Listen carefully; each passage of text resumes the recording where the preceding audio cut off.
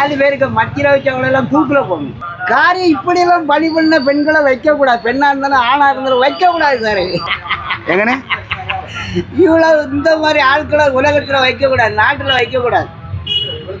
வெளிநாட்டில் செய்ய மாதிரி நம்ம நாட்டில் செய்யணும். நிறைய பற்றாது. அவள் சூழ்ச்சியில் பணத்தை கொடுத்து தப்பிடுவான்.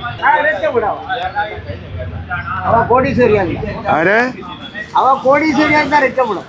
രക്ഷപ്പെടും. போதும் போதும் போதும்.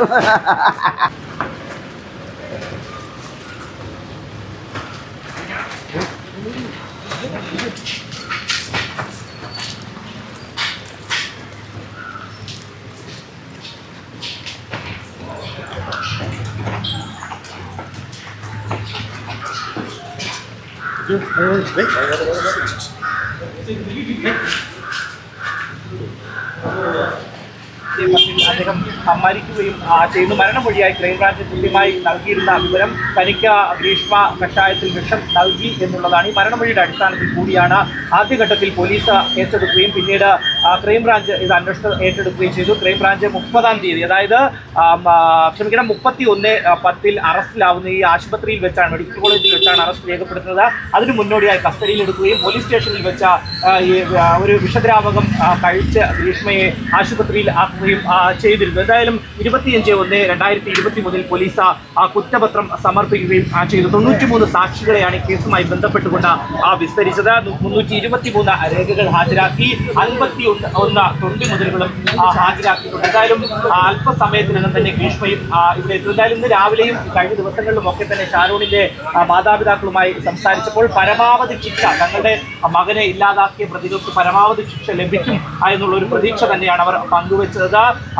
എന്തായാലും കോടതി കുറ്റക്കാരാണോ ഇല്ലയോ എന്ന് മാത്രമായിരിക്കും ഇന്ന് പറയുക. കുറ്റക്കാരാണെന്ന് കണ്ടെത്തുകയാണെങ്കിൽ ശിക്ഷാവിധി മറ്റൊരു ദിവസമായിരിക്കും നടപ്പിലാക്കുക എന്നുള്ളൊരു വിവരമാണ് നമുക്ക് ലഭിക്കുന്നത്.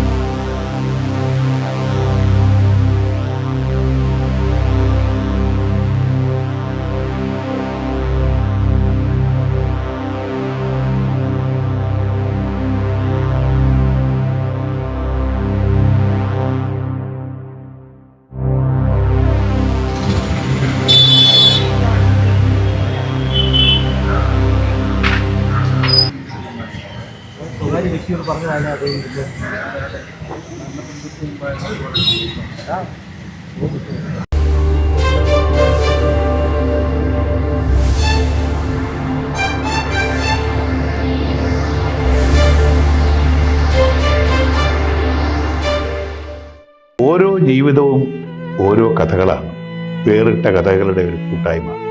വേണമെങ്കിൽ നമുക്കതിനെ ഒരു നോവലെന്ന് പേരിടാം. അതുപോലൊരു നോവലല്ലേ നിങ്ങളുടെ ജീവിതവും? എന്താ, ശരിയല്ലേ? നിങ്ങളുടെ അനുഭവങ്ങൾ, കഥകൾ എന്തുമായിക്കൊള്ളട്ടെ, അത് കേൾക്കാൻ DNA ന്യൂസിലൂടെ ഞാൻ എത്തുന്നു. കഥ പോലൊരു ജീവിതം, അതിനായി ഞാൻ നിങ്ങൾക്ക് വേണ്ടി കാത്തിരിക്കുന്നു. നമുക്ക് ഒന്നിച്ച് കാണാം, കുറേ കാര്യങ്ങൾ സംസാരിക്കാം, വേദനകൾ പങ്കിടാം. നിങ്ങളുടെ വിഷയങ്ങൾ, അനുഭവങ്ങൾ അത് ഞങ്ങളെ അറിയിക്കേണ്ട വിലാസം താഴെ കൊടുക്കുന്നു.